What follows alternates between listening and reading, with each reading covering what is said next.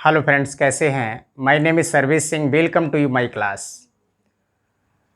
जो स्टूडेंट्स हमारा class attend करते हैं सबसे पहले वो उसे सब्सक्राइब भी कर लें, लाइक भी कर लें, शेयर भी कर दें, बेल आइकन का भी बटन दबा लें जिससे हमारे वीडियो का नोटिफिकेशन आपके पास तक पहुंचता रहे। तो ध्यान दीजिएगा, आज का टॉपिक क्या है? एक्सक्रीशन, उत्सर्जन। इस टॉपिक के लिए 4 वीडियोज़ में दिया जाएगा। ये फर्स्ट पार्ट है, तो ध्यान दीजिएगा। एक्सक्रीशन क्या होता है? जितने भी एनिमल्स होते हैं, अधिकांश मात्रा में एनिमल्स के अंदर एनर्जी की नीड होती है। क्यों? वो अपने दैनिक वर्क करता है, उसमें उसकी ऊर्जा खर्च होती है और उस ऊर्जा के लिए वो फूड लेता है। और जब वो फूड लेता है तो उस फूड का डाइजेशन होता है, उसका पाचन होता है। उसका पाचन होने के बाद में बॉडी के अंदर अपशिष्ट पदार्थ बनते हैं, एक्सक्रीटरी मटेरियल्स बनते हैं। उन एक्सक्रीटरी मटेरियल्स के लिए बॉडी से बाहर निकालने की क्रिया ही एक्सक्रीशन कहलाती है, उत्सर्जन कहलाती है। या कह सकते हैं फूड का डाइजेशन होने के बाद में जो उत्सर्जी पदार्थ बनते हैं, हार्मफुल मटेरियल बनते हैं, अपशिष्ट पदार्थ बनते हैं, इनको बॉडी से बाहर निकालना बहुत इंपॉर्टेंट होता है। अगर इनको बॉडी के अंदर रोक लिया जाए, तो डिफरेंट टाइप की डिसीज फैल जाएंगी, विभिन्न प्रकार की बीमारियां फैल जाएंगी, विभिन्न प्रकार के रोग फैल जाएंगे। इसलिए इन मटेरियल्स के लिए बॉडी से बाहर निकालना आवश्यक होता है। इस तरीके से जो वेस्ट मटेरियल्स बनते हैं, इनको बॉडी से बाहर निकालना ही एक्सक्रीशन की क्रिया कहलाती है, उत्सर्जन की क्रिया कहलाती है। या कह सकते हैं, दूसरे वर्णों में भी कह सकते हैं। आप क्या कह सकते हैं? ध्यान दीजिएगा। एनिमल्स के अंदर कैटाबोलिज्म की क्रिया होती है जिसे अपचय क्रिया कहते हैं। किसे कहते हैं? यानी एनिमल्स के अंदर कैटाबोलिज्म की क्रिया होती है जिसे अपचय क्रिया कहते हैं।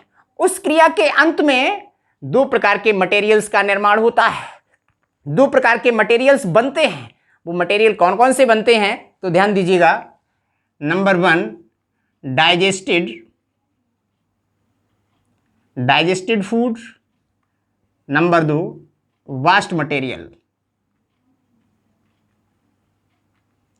तो डाइजेस्टेड फूड क्या होता है? इसे क्या बोलते हैं? पचा हुआ पदार्थ। इसे क्या बोलते हैं? पचा हुआ पदार्थ। और जो वेस्ट मटेरियल्स होता है, इसे क्या बोलते हैं? इसे क्या कहते हैं? अपच पदार्थ। अपच पदार्थ। तो जो ये पचा हुआ पदार्थ होता है, डाइजेस्टेड फूड होता है, इस फूड के लिए तो एनिमल्स बॉडी के ऑर्गन्स उसे एब्जॉर्ब कर लेते हैं, उसे अवशोषित कर लेते हैं, ग्रहण कर लेते हैं। और जो बॉडी के अंदर वेस्ट मटेरियल्स बनता है, उत्सर्जी पदार्थ बनते हैं, वो क्या कहलाते हैं? वेस्ट मटेरियल्स कहलाते हैं, या फिर उसे अपच पदार्थ कहते हैं। इनको बॉडी से बाहर निकालना बहुत आवश्यक होता है।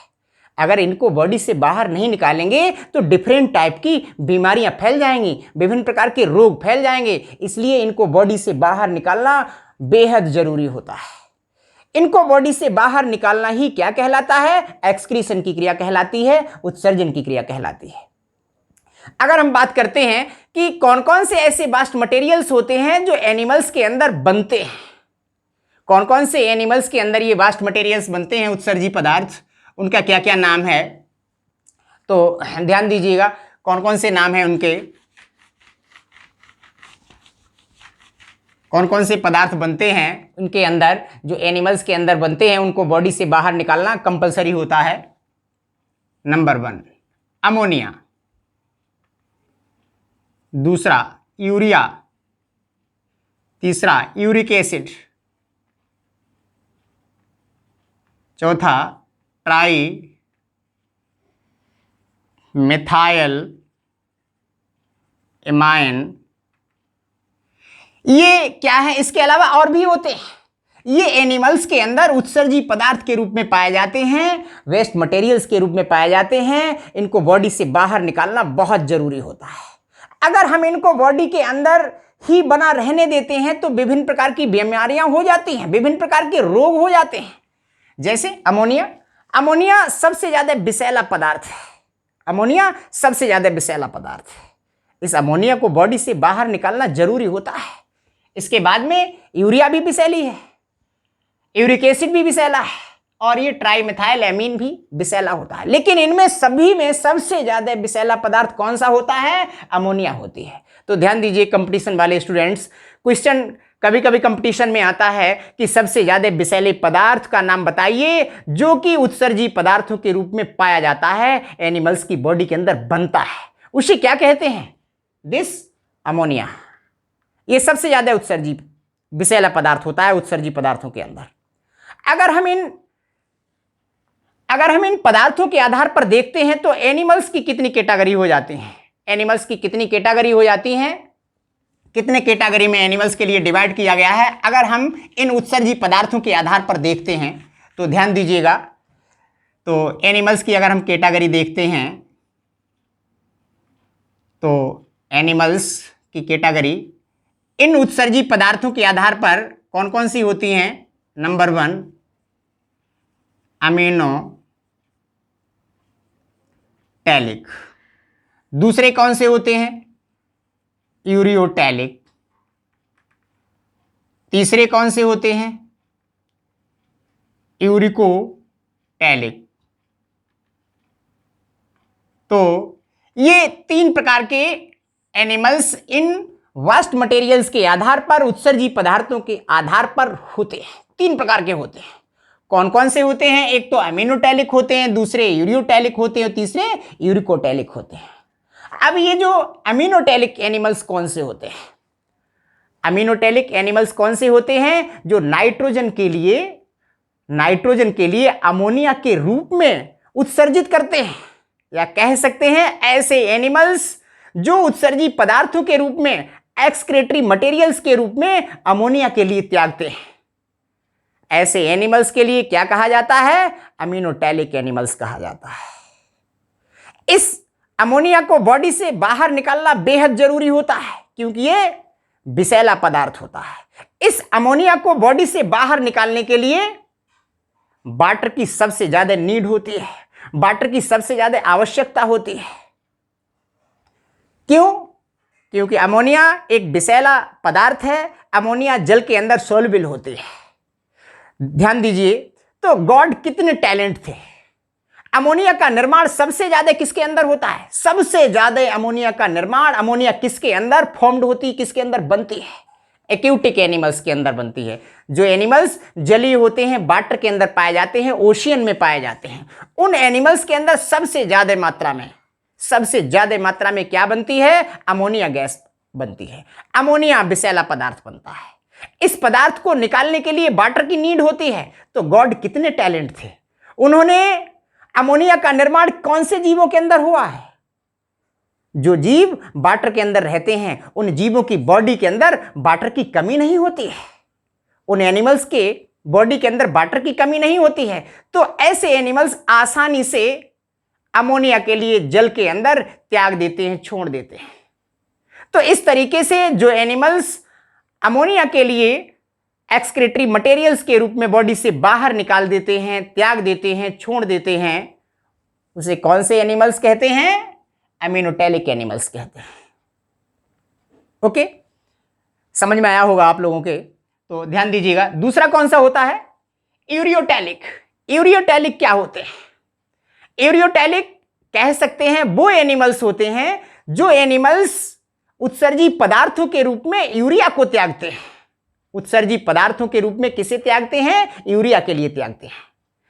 इस मटेरियल को त्यागने के लिए एनिमल्स के अंदर वाटर की नीड होती है, जल की आवश्यकता होती है, लेकिन इतने जल की आवश्यकता नहीं होती है जितने की अमोनिया को आवश्यकता होती है। यह भी एक विषैला पदार्थ है, लेकिन सबसे ज्यादा विषैला पदार्थ कौन सा होता है? अमोनिया होती है। इसके बाद में यूरिया आती है। यूरिया किसके अंदर बनती है? यूरिया मैमल्स के अंदर बनती है। जो स्तनधारी जीव होते हैं, उन स्तनधारी जीवों के अंदर यूरिया का संश्लेषण होता है, यूरिया का निर्माण होता है। और वो यूरिया कहां बनती है? लीवर के अंदर बनती है। कहां बनती है यूरिया? लीवर के अंदर यूरिया बनती है, जिसे यकृत कहा जाता है। इस लीवर के अंदर यूरिया बनती है। और यूरिया कहां मिल जाती है?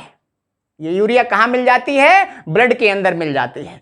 ब्लड से किडनी उसे फिल्टर कर देती है, फिल्टर करने के बाद में फिर वो कहाँ चली जाती है? किसमें मिल जाती है? यूराइन के अंदर मिल जाती है, जिसे टॉयलेट कहा जाता है। उस यूराइन के माध्यम से, उस टॉयलेट के माध्यम से यूरिया के लिए बॉडी से बाहर निकाल दिया जाता है। ओके, तो जो ये यूरिया होती है, या कह सकते हैं ऐसे एनिमल्स जो उत्सर्जी पदार्थों के रूप में यूरिया के लिए बॉडी से बाहर निकालते हैं, ऐसे एनिमल्स के लिए यूरियोटैलिक एनिमल्स कहा जाता है। ये यूरिया का संश्लेषण सबसे ज्यादा कहां होता है? किसके अंदर होता है? कौन से एनिमल्स के अंदर होता है?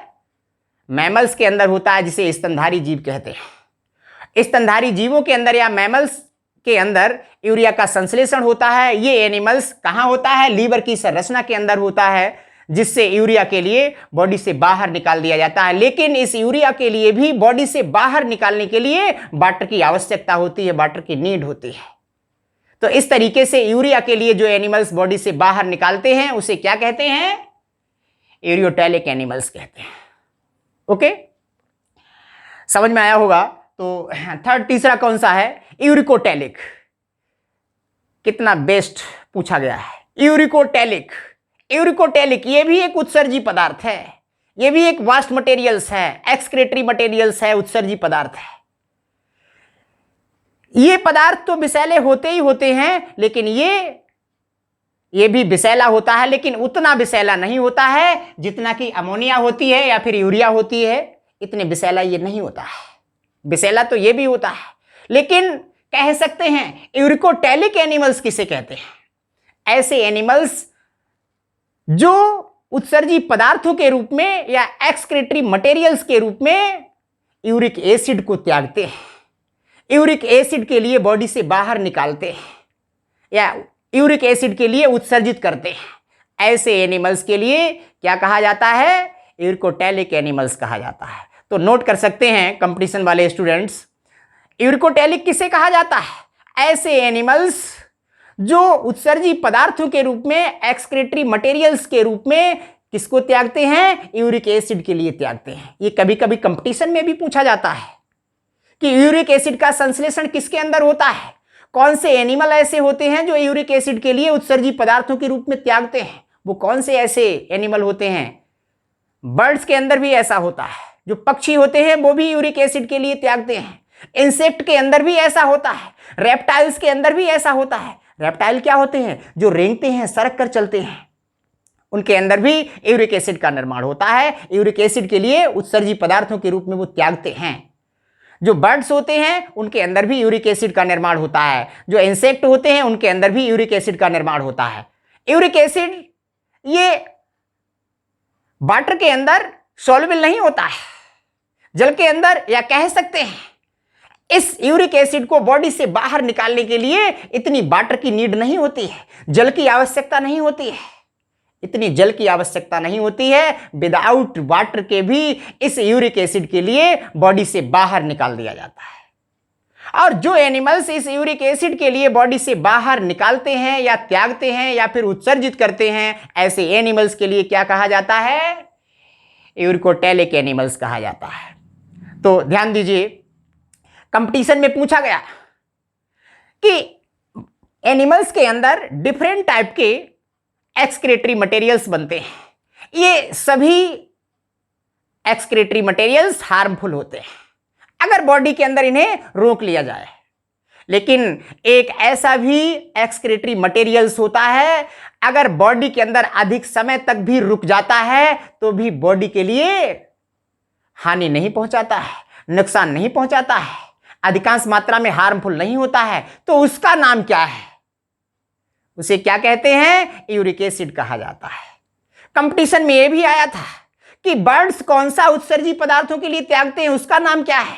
इंसेक्ट कौन सा उत्सर्जी पदार्थ त्यागते हैं, उसका नाम क्या है? तो ध्यान दीजिए कंपटीशन वाले स्टूडेंट्स, यूरिक एसिड होता है। क्या होता है? यूरिक एसिड होता है। आपने देखा होगा इंसेक्ट जो होते हैं, कीट होते हैं, वो कहां रहते हैं, कहां मिलते हैं? अधिकांश मात्रा में मिट्टी के अंदर धसे रहते हैं। वहां वाटर कहां से आया? वहां वाटर की कितनी कमी है? कूड़े में छिप जाते हैं। उन्हें अधिकांश मात्रा में, इसीलिए नेचुरल ने, प्राकृतिक ने, गॉड ने उन एनिमल्स के अंदर उत्सर्जी पदार्थों के रूप में क्या तैयार हुआ है? यूरिक एसिड तैयार हुआ है।